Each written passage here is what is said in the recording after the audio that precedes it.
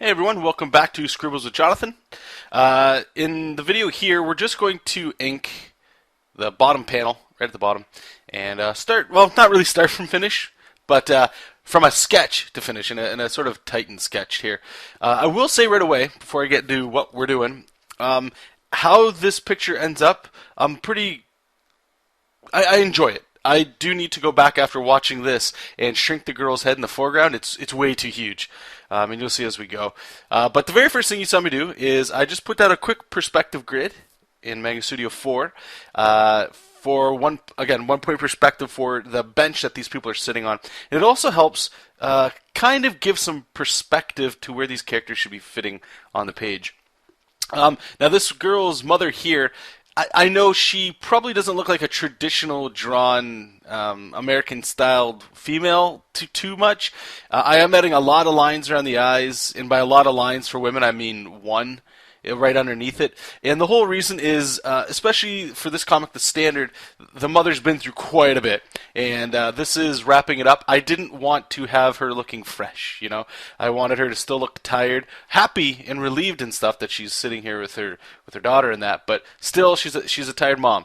I'm getting more, at least for myself, trying my best anyway, to start giving some somewhat realistic qualities to people. You know, not all women have these, you know, plastic bodies and things like that. They have shape to them, and yeah. So I mean, that's going down to another path. But so I had the 1 point perspective in there just for that, and just making a layer and adding my what I call, you know, most people would define what I'm doing right now inks, and I would agree with you. But for my workflow, I like to consider it my tight line work because I don't integrate too much pencil work. It's something I'm going to work on adding into my work, and you guys hear me talking about this all the time. And hopefully you guys will start seeing some of that stuff. But I think what's going to be really fun here is just doing the hair. You guys might get a kick out of this, just seeing how I like to work with this. What I'm doing is I'm thinking of pinch points and pull points, and I don't know how I would do this traditionally besides with an eraser, but digitally I can make layers on top of layers and add volume to the hair, you know, like add strands sticking out over each other and then just erasing it. Here we've got everything crunched up into like one of those little crunchies or scrunchies, whatever the ladies like to call them, hair tie for the guys. And as you can see, all those lines are going underneath it as well, just to insinuate that it's being pulled. Everything's getting pulled in that direction. And really, it's a bunch of, honestly, it's just a bunch of lines that all stem from a certain point and get pulled and are being, you know, flared out on the other side. So you can see right away here, her arm is very small. I mean, now that I'm saying it, I don't know if I'm going to shrink her head necessarily, just make that arm bigger. The amount of hair on her head, she's got, you know, quite a lot of hair, quite the mane on her, and I think shrinking all of that head, you know, now that I'm looking at it while I'm talking with you guys, it might be a little too much work because of the extra corrections that I'll have to add. I think I just might go in and add a bigger arm. For her mom here, I think you can see a little bit more of the thought process going into the hair here, working in the chunks for like the back part. I don't know the actual term for the back of your head where that hair comes from, but right here we're going to start getting into some giraffe neck action. And again, I know I started off by saying not everybody's perfect in plastic and stuff, but it looked a little goofy. Like there's an extreme you can kind of go with it. I haven't established this character as like weird proportions before, so right there you can kind of see she's got like a longer neck going on. So right now I'm just gathering all my layers together, cutting and pasting. It's one of the problems with working with a bunch of layers is you start doing things like that. So now she looks real messed up with the head that big. We're gonna fix it up here, just cleaning it up. And then we're going to add some more hair in the back, just to make it look like her neck isn't, you know, like I said. Maybe giraffe neck is maybe a little bit too mean of a word to say for people that have long necks. Yeah, so here I'm doing something that I'm trying to get more into, at least with digital inking, is just organically drawn lines. A lot, like look at that line's brutal. That's not even close to straight, but I know it's wood.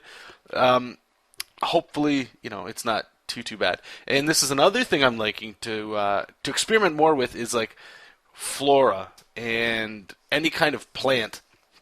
that goes along with that, some vegetation and stuff.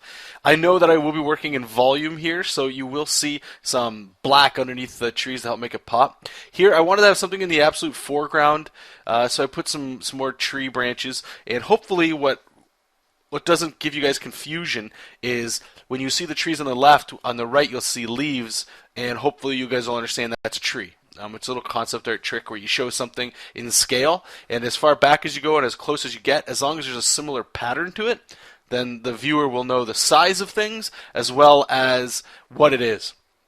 What I did, I know right now I'm doing line weights, I'll quickly talk about that, but before what I was doing was I just made a separate ruler layer for the sun, and I made it a 1 point perspective. That way I could have that kind of, I could have freehanded those, but I just thought it would be a little bit fun to, just do that kind of stuff with the shading.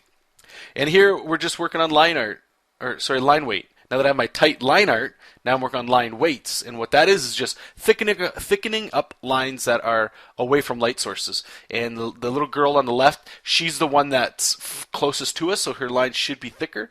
And what that also does is it lets things pop over top of each other, so they don't, I could have just left this after I finished drawing the sun and let the colors take over, but when you look at it, since the lines are so similar to each other, it may look like they're kind of the same person. There's nothing like separating them, and you want to try to be as clear as you possibly can be. Now that I have my line arts done, I'm making a new layer to start the inks, and this is what I call the inks right here, like the shadows and rendering.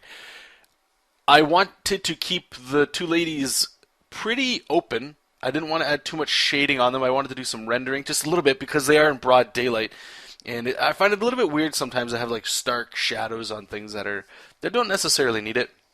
However, after this panel's done, I think it probably would have been in my best interest to add a little bit. You will see me add a little by the mother's face. And again, that's just to try and remedy the problem that I was having where they look like the line weights and the value is too close to each other, so they're not separated, like there's no distance behind them. And that's the only reason I wanted to add it. Plus she's a little older, I guess. Whatever excuses I want to throw at you guys there. Some just quick detail work right there for the bench. And here you can see some rendering. Not, 100% on it.